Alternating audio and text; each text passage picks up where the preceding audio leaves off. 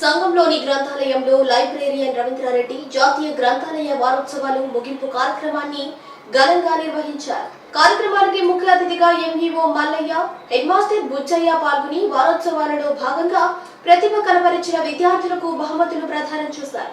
విద్యార్థులు గ్రంథాలయాలను సద్వినియోగం చేసుకోవాలని వారు సూచించారు.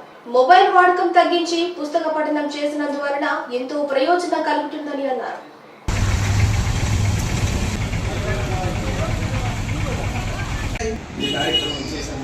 చాలా మంది రీడింగ్ కల్చర్ తగ్గిపోతాం.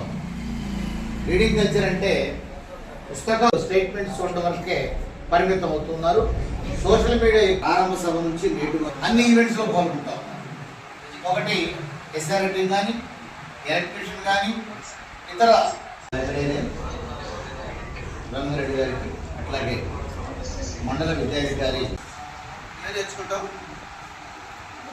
వాటి రిలేటెడ్ ఉంటాయి. ఇంకా బడీడి పిల్లలనే కదా, బడీడి పిల్లలనే అలవాటు చేస్తాం. ఇక్కడికి చిన్నపిల్లలుగా ఉన్నప్పుడు కావచ్చు, బాలికలు ఏ వ్యక్తి అయినా తీసుకుంటే